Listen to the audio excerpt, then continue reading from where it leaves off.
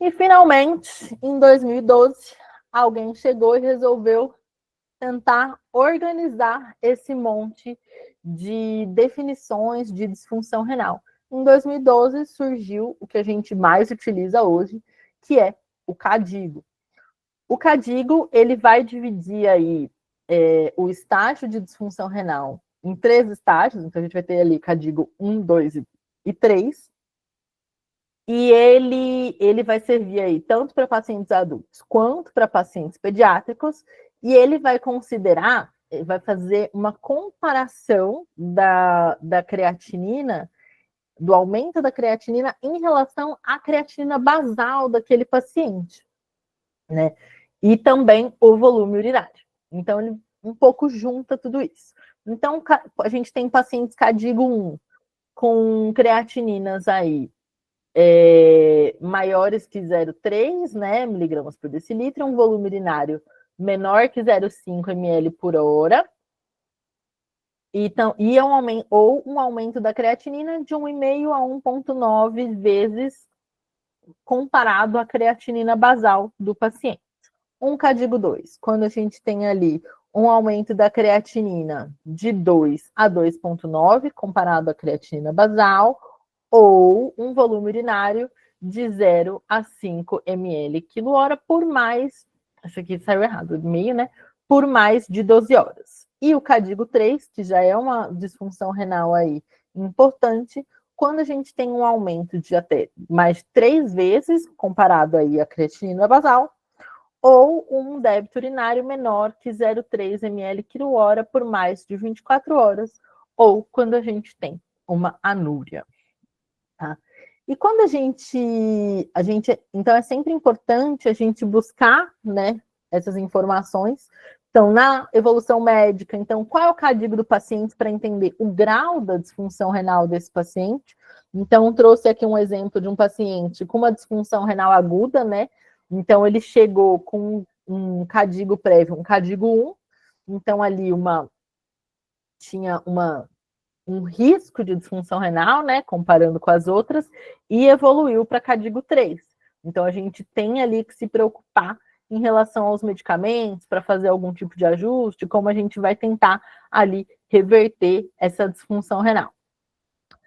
Outra forma da gente acompanhar é através do acompanhamento da creatinina. Então, a gente vai ter ali a creatinina e ter essa análise comparativa. A gente vai conseguir ver um pouquinho melhor se ela está aumentando ou diminuindo, né? Então, a gente vê aí que esse paciente teve uma variação aí bem importante da creatinina, de fato caracterizando ali uma lesão aguda que estava sendo causada por algo, né? Então a gente teve um aumento, depois diminuiu, manteve estável um pouco, depois voltou a aumentar. E também a gente olhar o débito urinário. Então, esse paciente aqui, nesse dia, ele estava com uma diurese ali, né, excelente, então estava ali 4,7 ml quilo-hora, então estava urinando bem. E estava ali com um balanço hídrico negativo, de menos 13. Então, ele estava urinando mais volume do que ele recebia, mas um tanto adequado, né? 13 ml negativo, tá tudo bem. Aqui, só por curiosidade, esse dividido por 100, quando a gente tem uma criança, ao invés deles fazerem puramente em ml por quilo, a gente considera em necessidade hídrica, então seria por necessidade calórica, né? E aí isso quer dizer esse dividido por 100. Caso alguém não saiba fazer, no final eu posso ensinar a fazer o cálculo da necessidade hídrica, da necessidade calórica.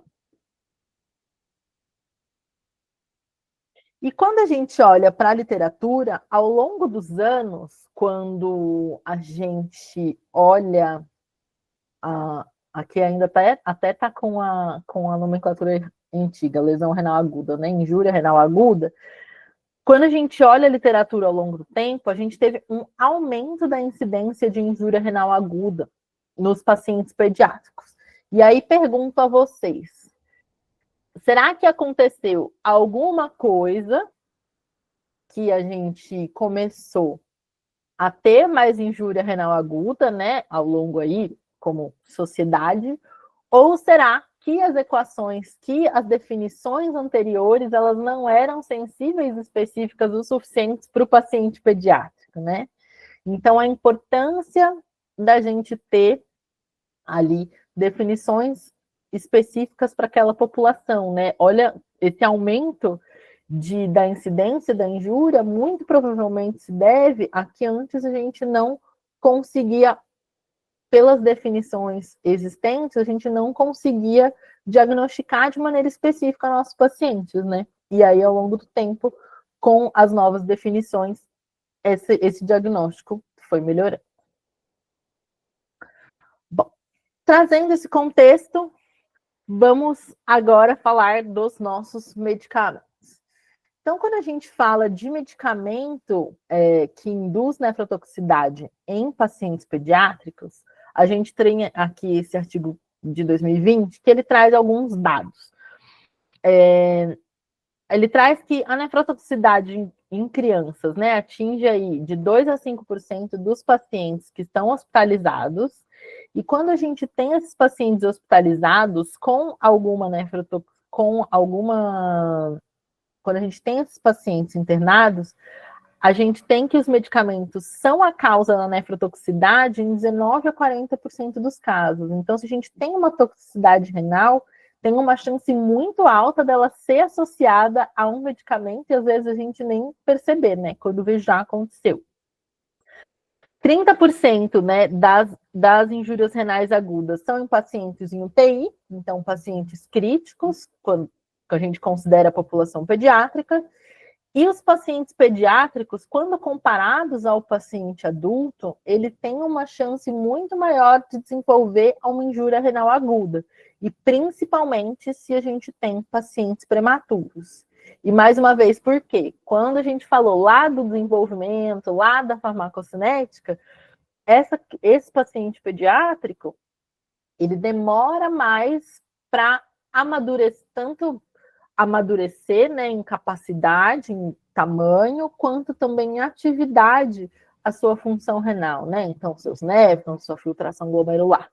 Então, esses pacientes, como ele não tem esse sistema renal totalmente maduro, e como os medicamentos, tudo é desenvolvido pensando num paciente adulto e adaptado para o paciente pediátrico, é muito fácil a gente desenvolver essa injúria renal aguda no paciente pediátrico.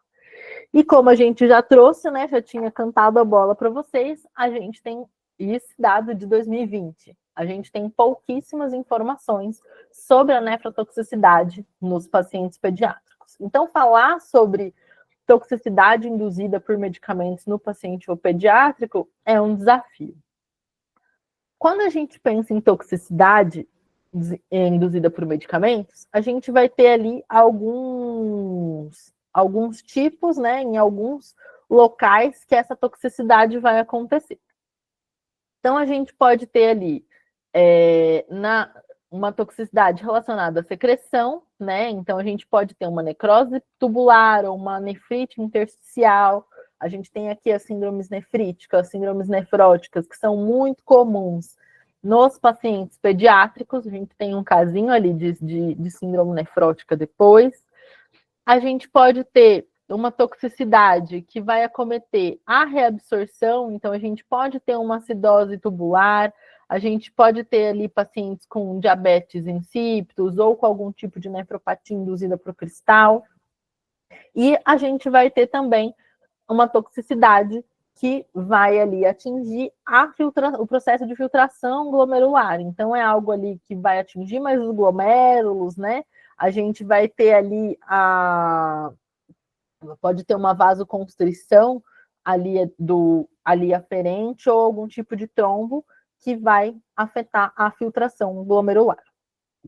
E aí trazemos alguns exemplos. Então, antimicrobianos beta-lactâmicos vão ter uma toxicidade aí associada à filtração glomerular, aminoglicosídeos, vancomicina, as polimixinas relacionadas à secreção ali do túbulo proximal, a ciclovir, anfotericina estão mais associados aí à reabsorção.